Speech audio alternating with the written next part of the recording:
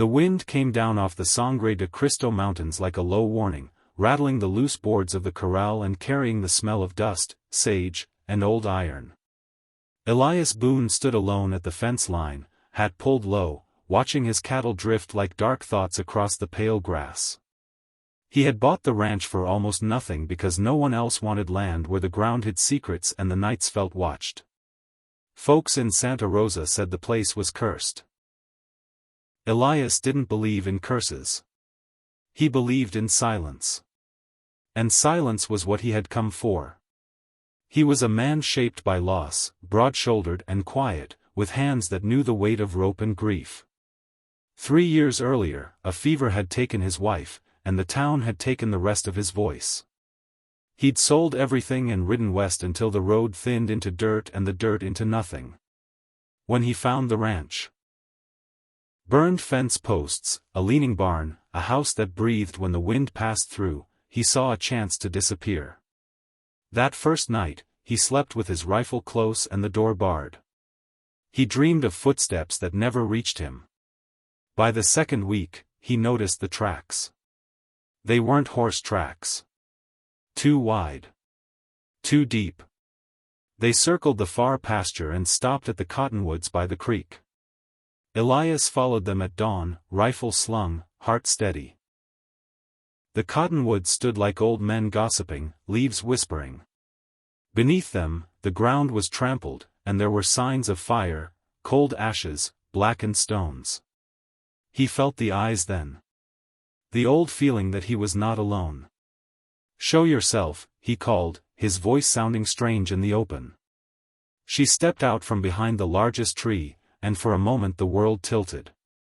She was tall, giant tall, her head nearly level with the lower branches. Her shoulders were strong, her hands rough and scarred like his. She wore a black dress faded by sun and time, cinched at the waist with a braided cord. Her hair fell loose and dark down her back. Her face held grief like a settled thing, eyes deep and watchful. They stared at each other, two survivors measuring the space between fear and need.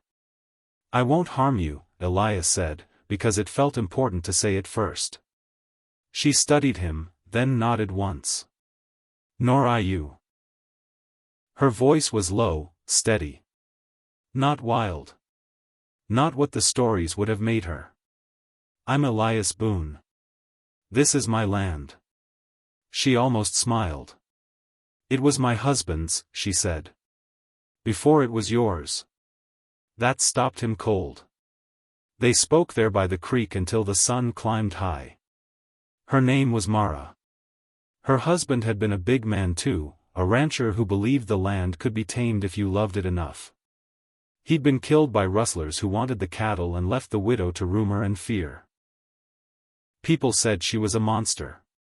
She learned it was easier to let them. "I stayed because it's all I had," she said.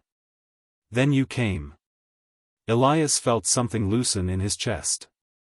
"I didn't know," he said. "If you want me gone."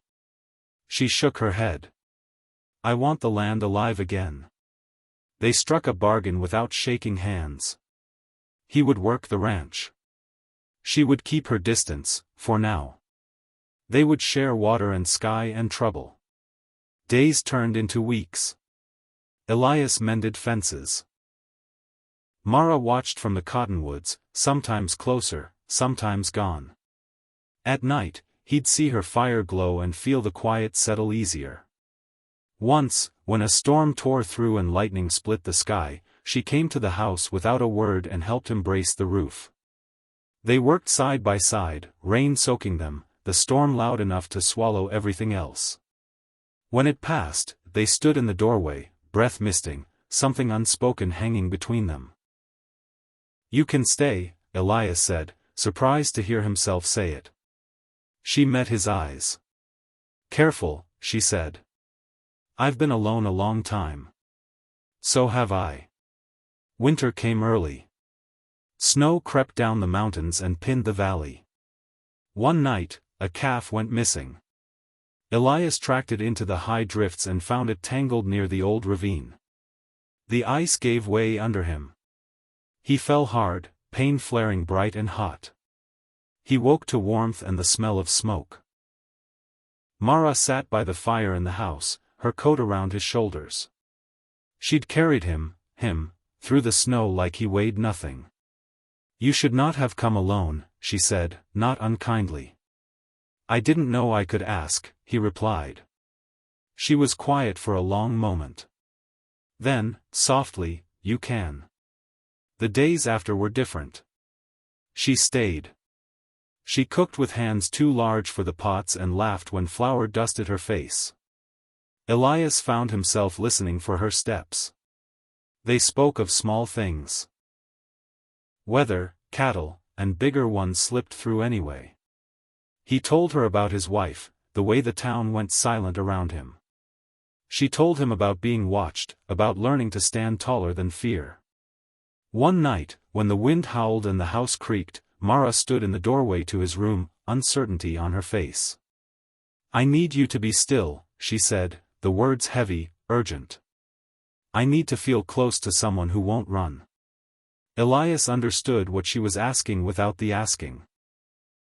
His heart pounded, but not with fear. With choice. "Come here," he said gently. "We don't have to rush." She crossed the room carefully, as if afraid to break something fragile. When she reached him, he took her hand. It was warm. Real. They lay side by side, the fire throwing shadows across the walls. Their closeness was a promise, not a demand. When the moment grew too full, Elias did something that surprised them both. He pulled back just enough to look at her. "We go at your pace," he said. "And mine. Together." Her breath caught. No one had ever said that to her.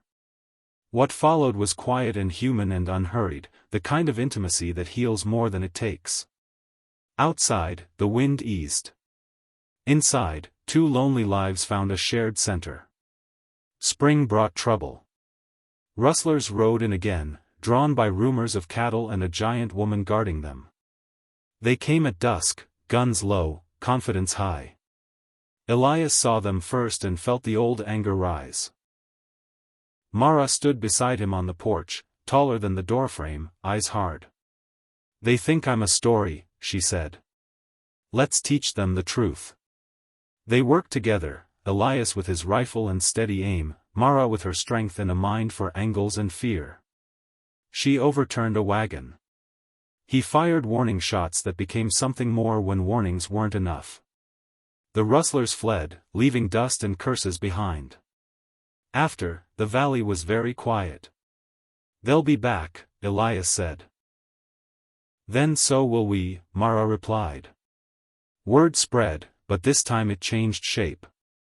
A ranch where a widow and a quiet man stood their ground. Where cattle thrived. Where the nights were no longer cursed, just watched. One evening, as the sun burned low and the grass glowed gold, Mara took Elias to the cottonwoods. "I buried him here," she said of her husband. "I think it's time to let the land hold something new." Elias knelt and placed a marker, simple and true. When he stood, Mara wrapped her arms around him, careful and strong. "I don't want to hide anymore," she said. "Then don't," he answered. "Not here." They built a bigger house that summer, one with high ceilings and wide doors. People came, curious and cautious. Some stayed. The ranch grew into a place of work and welcome. Children laughed where rumors once rotted. At night, when the stars came out sharp and close, Elias and Mara would sit on the porch, shoulders touching, the future open in front of them. The land breathed easier. So did they. And if anyone asked about the curse, Elias would smile and say, "Turns out it was just two lonely souls waiting to be brave enough to be seen."